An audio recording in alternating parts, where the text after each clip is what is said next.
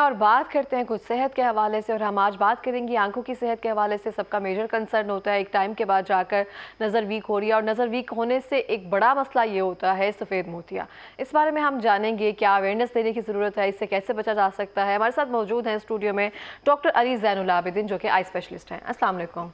कैसे हैं आप डॉक्टर अली? बहुत शुक्रिया प्रोग्राम में आने के लिए। फर्स्टली तो सेकेंडली मैं आपसे जानना चाहूँगी सफ़ेद मोतिया बेसिकली क्या होता है और ये कैसे बनता है? ओके सफ़ेद मोतिया आप यूँ समझ लें सबसे कॉमन, आप जितने पाकिस्तान के पूरी दुनिया के अंदर जितने ऑफ्थल्मोलॉजिस्ट हैं, जो सबसे ज़्यादा कॉमन प्रॉब्लम जिसकी वजह से इंसान की नज़र कम होती है वो सफ़ेद मोतिया। सफ़ेद मोतिया वजह ये होती है कि इंसान के अंदर जो नेचुरल लेंस जो अल्लाह ताला की ज़ात ने कुदरती तौर पे अच्छा बनाया हुआ है एक कैमरे के तौर पे, जिसने लाइट को फोकस करके पर्दे के ऊपर एक प्रॉपर इमेज बनाना है, उसके अंदर धुंधलाहट आना शुरू हो जाती है, उसके अंदर ओपेसिटीज़ आना शुरू हो जाती हैं। उसकी बहुत सारी वजूहत हैं। उसमें पैदाइशी तौर पे भी बच्चा पैदा भी उसके साथ हो सकता है, उसके बाद अगर थोड़ा सा टाइम गुजर जाए कोई चोट लगे उसके साथ हो सकता है, किसी किस्म की कोई दवाई खाए उसकी वजह से हो सकता है, कोई फकी या कोई केमिकल या कोई ऐसी चीज़ आँख में गिर जाए और उसमें इंजरी हो जाए उसके साथ भी हो सकता है, चोट लगने के साथ भी हो सकता है। फिर कुछ ऐसी पैदाइशी पर्दे की बीमारियाँ होती हैं जिसकी वजह से आगे कैटरेट, जिसे पैथोलॉजिकल कैटरेट कहते हैं। और उसके बाद फिर इस कैटरेट जो है इसकी जो है एक नेचुरल कॉज होता है, यानी कि जो तमाम दुनिया के अंदर मैमल्स और जो हशरात बशरात जो अल्लाह ताला की ज़ात ने पैदा किए हैं वो एक ख़ास टाइम पर उनका नेचुरल लेंस ओपेसिफाई होता ही होता है।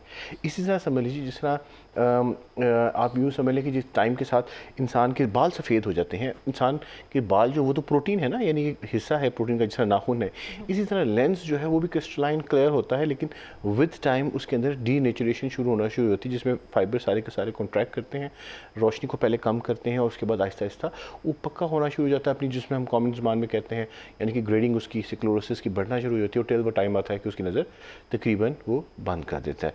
तो ऐसी कंडीशन जिसके अंदर धुंधलाहट से लेकर नज़र बंद होने तक का इसके अंदर चांस होता है मोतिये के अंदर, सफ़ेद मोती के अंदर। सही हो गया। तो इसका ताल्लुक ऐसे नहीं होता कि आप 40s में जाकर हो सकता है? मुझे पहली बार पता चला कि ये पैदाइशी भी होता है। मैडम ये पैदाइशी भी होता है। कुछ ऐसी बीमारियां अगर प्रेगनेंसी के अंदर, पब्लिक मैसेज है, अगर बच्चा पैदाइशी तौर के ऊपर रोशनी को पकड़ नहीं रहा या बच्चे की पैदा होते हुए वालिदैन ये बात नोट करते हैं कि उसकी आँख अपनी जगह पे ठहरी नहीं हुई, वो हिल रही है, सो आँख की ब्राउन पुतली के अंदर सफ़ेद नुक्ता अगर पैदाइशी तौर पे वालिदैन देखें या उनकी नज़र बच्चे की हिलनी ठहरती नहीं, दोनों आँखें इस तरह मूव करती हैं या वो लाइट को फॉलो नहीं करता, तो ये एक बहुत बड़ा इंडिकेशन है कि आपने एज़ सून एज़ पॉसिबल अपने बच्चे को ऑफ्थल्मोलॉजिस्ट से चेक करवाना है और उसको स्क्रीन आउट करवाना है। ये आप बात समझ लीजिए, क्योंकि ऐसी कंडीशन में अगर बच्चे की पैदाइशी तौर पे नज़र डेवलप ही नहीं होगी तो हम जो मर्ज़ी कर लें उसके बाद उसकी नज़र बेहतरी नहीं आएगी। सो उसमें इमरजेंसी होती है जिसमें आप बच्चे को जाके कंफर्म करते हैं कि कंजेनिटल रूबेला या किसी और कंडीशन की वजह से,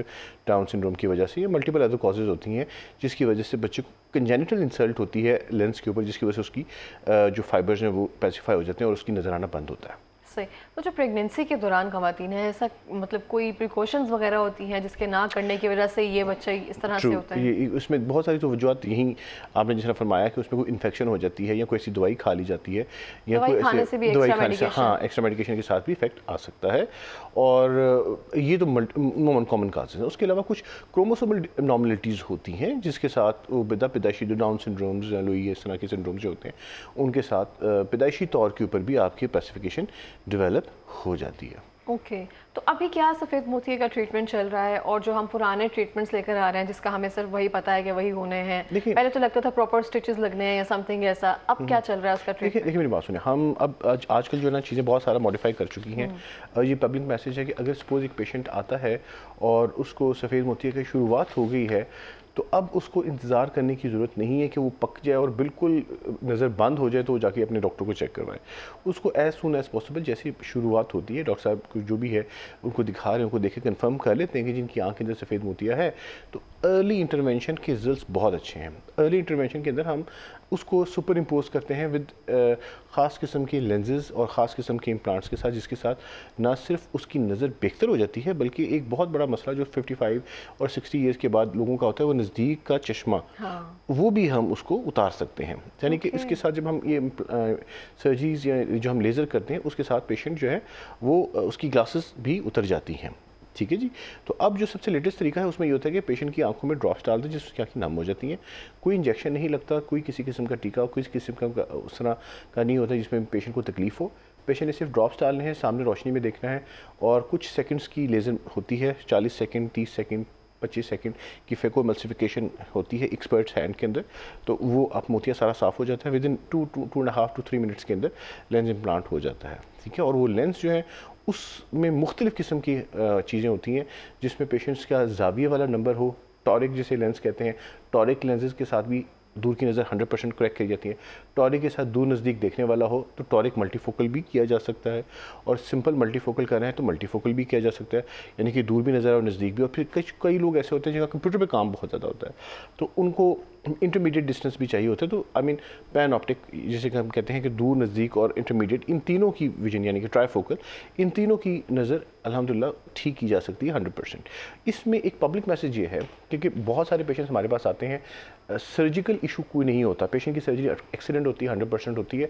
उसके बाद दो सबसे बड़े इंपॉर्टेंट जो है ना पेशेंट्स को मल्टीफोकल्स के साथ प्रॉब्लम आते हैं, वो ये कि उनको शुरू में एडजस्टमेंट और अडेप्टेशन टाइम होता है। हर पेशेंट को टाइम होता है, पानी वो that is not an issue. Adaptation time बहुत इंपॉर्टेंट है पब्लिक मैसेज के लिए, बिकॉज अगर मैंने मल्टीफोकल की बात की है तो मल्टीफोकल के साथ ये बात समझाना बहुत ज़रूरी है कि आवाम को जब एक नई चीज़ डलती है तो दिमाग को टाइम लगता है उसको एक्सेप्ट करने में, उसको अडेप्ट करने में। कुछ पेशेंट्स पहले ही हफ्ते से बहुत ज़्यादा कंप्लेंट इस बात पे ले लेते हैं कि जी हमें ये मसला हो गया, हमें ये मसला हो गया। वो पार्ट है, वो डॉक्टर साहब जो भी डालेंगे वो समझाएगा उसको कि ये पार्ट है एडजस्टमेंट का, अडेप्टेशन का। 3 महीने भी लगते हैं, 6 महीने भी कुछ पेशेंट्स को लगते हैं, लेकिन एक दफ़ा जब माइंड उनका एडजस्ट हो जाता है और अडेप्ट कर जाता है तो इससे ज़्यादा अच्छी चीज़ नहीं है जिसमें मरीज़ सामने भी देख रहा है बगैर किसी हेल्प के और नज़दीक भी देख रहा है बगैर किसी हेल्प के, इसी तरह जिस तरह एक इंसान बचपन में देखता था। ठीक है, तो ये चीज़ें बहुत अच्छी हैं, उसकी अडेप्टेशन में थोड़ा सा टाइम लग सकता है। तो इसलिए पेशेंट को पेशेंट काउंसलिंग बड़ी इंपॉर्टेंट है मल्टीफोकल्स के साथ। एक तो ये कोशिश होती है कि हम इकट्ठी ही करते हैं ताकि दोनों आंखों से एकदम ही नज़र आना शुरू हो, दिमाग की अडेप्टेशन एडजस्टमेंट ज़्यादा अच्छी हो। और ये एक तरह की टेक्नोलॉजी है। तो इसमें यह है कि पेशेंट जिसको हम मल्टीफोकल इम्प्लांट डालते हैं उनको पब्लिक अवेयरनेस ये है कि उनको शुरू में थोड़ा सा इस चीज़ को समझना है कि इसको अडेप्ट करने में, ब्रेन को एडजस्ट होने में थोड़ा सा टाइम लगता है। और साथ टेयर फिल्म थोड़ी सी ड्राई हो जाती है जिसकी वजह से पेशेंट जब गाड़ी चलाता है या शुरू में दूर देखता है तो अक्सर हमें ये कहता है कि जी हमें थोड़ी धुंधलाहट महसूस हो रही है। वो धुंधलाहट आर्जी है, आप ड्रॉप्स डालते रहेंगे, टेयर फिल्म को देखते करते रहेंगे, वो धुंधलाहट ठीक हो जाएगी। और उसके बाद और आपने अपने काम करने, हम तो इंकरेज करते हैं कि पेशेंट गाड़ी चला कर जाए, पेशेंट आया ये करवाया और उसके बाद गाड़ी चला के जाए ताकि उसकी जो है जल्दी उसकी एडेप्टेशन डेवलप हो। ठीक है, और 2 घंटे के बाद 3 घंटे के बाद पेशेंट का प्यूपल कंस्ट्रिक्ट कर जाता है और उसके बाद उसकी विजन अल्हम्दुलिल्लाह 6 हो जाती है और वो पेशेंट अपना सारे मामलात कर सकता है। सही हो गया। हम देखते हैं बहुत सारे लोग ऐसे होते हैं जो खुद से मेडिकेशन करते हैं या बहुत सारे ड्रॉप्स जो हैं गुलाब के या सुरमा वगैरह डालते रहते हैं जिससे मोतिया जो है कहते हैं रिवर्स हो जाए या ऐसा कुछ हो जाए कि ऑपरेट ना ही करवाना पड़े हमें। तो वर्स्ट कंडीशन में कभी कोई आया? चलिए, आपने बड़ी सी बात की है। अब एक public message, general public message ये है कि सफ़ेद मोतिये को अगर हम डिले करें तो क्या है। ठीक है जी, एक डॉक्टर साहब ने देख लिया कि जी शुरुआत है, वो 5 साल बाद भी आएंगे तो वो शुरुआत से थोड़ा सा इंक्रीज़ कर जाता है, थोड़ा सा और इंक्रीज़ कर जाता है। अगर एक मोतिये की शुरुआत हो गई है तो उसको 5 से 10 साल लगते हैं मैच्योर होने में। ओके, सो 5 to 10 ईयर्स तो तकरीबन हर पेशेंट के पास ही होता है कि अगर वो ना भी करवाएं। इसका ये मतलब नहीं है कि डायग्नोसिस गलत किया किसी भी डॉक्टर साहब ने, डायग्नोसिस ठीक ही होता है। न्यूक्लियर सिक्रोसिस यानी कि कंडेंसेशन तो शुरू हो चुकी होती है, लेकिन उसको किस टाइम पे ऑपरेट करना है ये एक डिफरेंट क्वेश्चन। एक पेशेंट है वो कंफर्टेबल है, वो अपनी लाइफ सारी गुजार रहा है, उसे कहते हैं मुझे कोई प्रॉब्लम नहीं है तो वो कैरी ऑन कर सकता है अपनी लाइफ को। लेकिन उसमें होता क्या है, होता ये है कि टाइम के साथ साथ वही फाइबर्स जिसको मैंने कहा था कंडेंस होते हैं, न्यूक्लियर सिक्रोसिस बढ़ती है तो लेंस प्रोटीन्स इतने ज़्यादा कंडेंस हो जाते हैं और वो इतने ज़्यादा सख्त हो जाते हैं कि जब हम लेज़र के साथ उसको ऑपरेट करने के लिए जाते हैं तो उसके बाद पोस्ट ऑफ विजन में पर्दा फटने का चांस होता है और वो लेंस के नीचे गिरने का चांस होता है। प्लस आपने लेज़र इतनी ज़्यादा आपकी पावर इस्तेमाल होती है कि आपके जो बाहर वाला कॉर्निया है वो डैमेज होने का ख़तरा होता है और उसके डैमेज के साथ पेशेंट की रिकवरी 3 से 6 महीने में चली जाती है, वैसे ही 2 से 3 महीने उसको कम नज़र आ रहा होता है। तो इसमें वजूहात, इसमें बहुत सारी चीज़ें आना शुरू हो जाती हैं।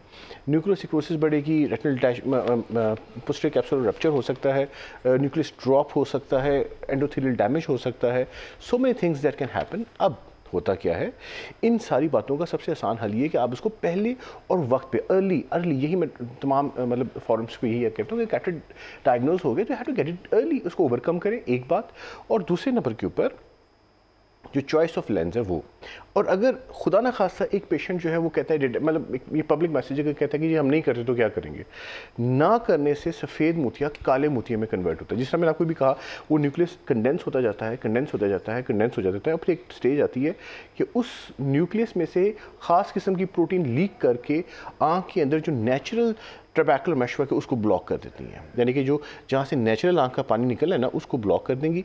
उसको हम फेकोलिटिक ग्लोकोमा कहेंगे, यानी कि लेंस की वजह से, लेंस के लाइसिस की वजह से, या लेंस मोटा इतना हो जाता है कि वो मॉर्फोलॉजिकल यानी कि अपनी शक्ल की वजह से एंगल को ब्लॉक करता है, उसकी वजह से काला सफ़ेद मोतिया काले मोती में कन्वर्ट हो जाता है। फिर वो पेनफुल भी हो जाता है और फिर एट टाइम्स वो फिर ज़रा मसला बढ़ जाता है। हाँ, मसला बढ़ जाता है, कह सकते हैं। अच्छा, हम देखते हैं स्पेसिफिकली बहुत सारे लोग जो हैं आंखों में सुरमा लगाते हैं, कुछ होते हैं कहते हैं लगने वाला सुरमा एक भी होता है, समथिंग इस तरह से भी लगाता है। क्या ये चीज़ें आंखों के लिए सेफ है?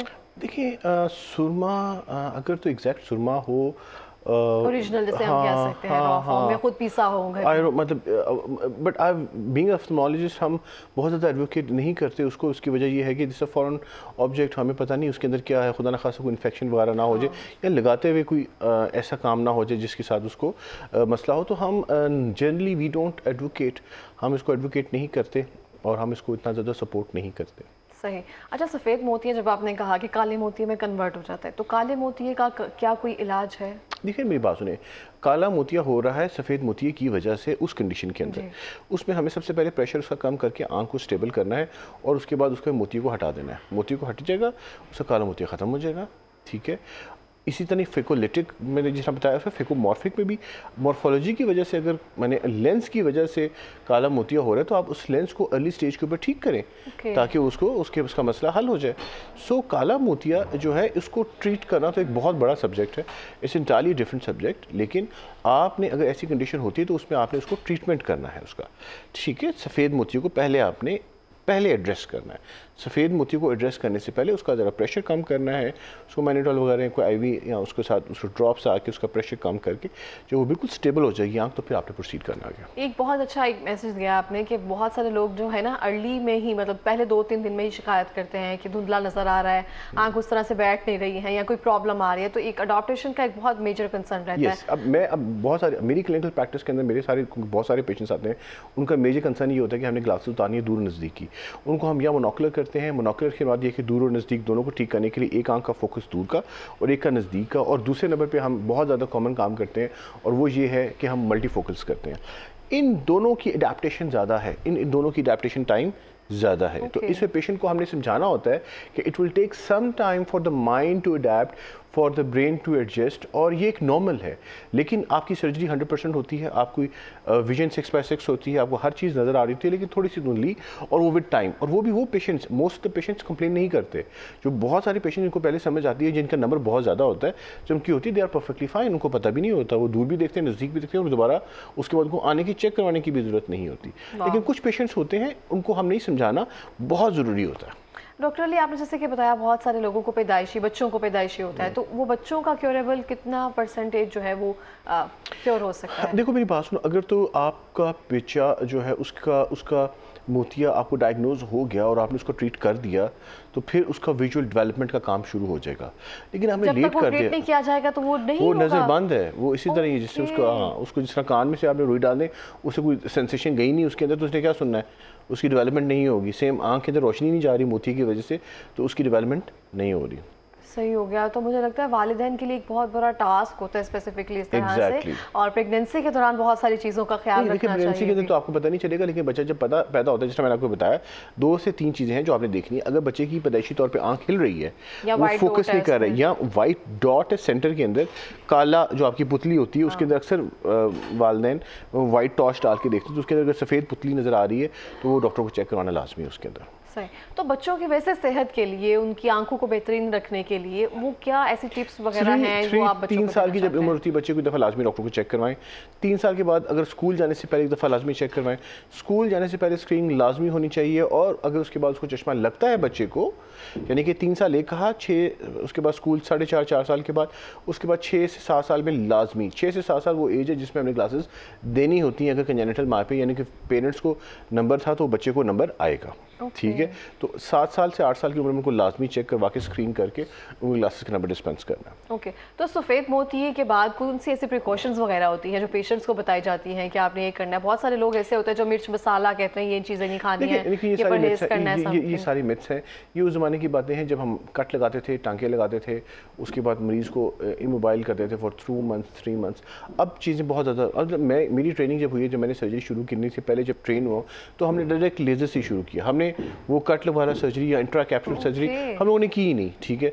तो अब आगे से जो हमारे शागिर्द हैं उनको भी हम डायरेक्ट इसी चीज़ के ऊपर ट्रेन करते हैं। तो हमारे ये सारे जो ट्रेंड है मॉडर्नाइजेशन की तरफ इसलिए है that we want early recovery, patient come get his job done and go back home and that's it. और उसके बाद वो अपने काम करें, अपने ड्रॉप्स डालें बस और अपने काम करें। एक दिन का रेस्ट करना है कर लें, ठीक है, लेकिन जनरली बहुत ज़्यादा रेस्ट करने की जरूरत है। इसमें कोई लेंस का भी डिफरेंस होता है? जैसे हम देखते हैं बहुत सारे सरकारी अस्पतालों में कहा जाता है ये इतने हज़ार का या समथिंग, प्राइवेट सेक्टर्स में भी। मेरी बात सुने, लेंसेज तो ऑब्वियसली सारे के सारे इस वक्त मार्केट में हैं, लेकिन ज़्यादा ज़रूरत ये है कि आपकी सर्जरी 100% होनी चाहिए।